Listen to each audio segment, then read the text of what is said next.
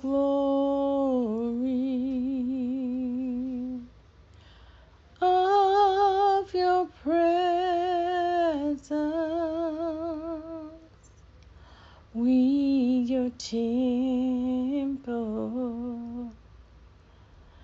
give you reverence.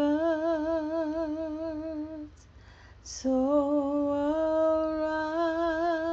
arise from your rest and be blessed by our praise as we glory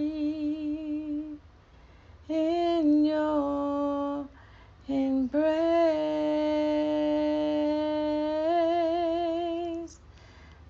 as your presence now fills this place.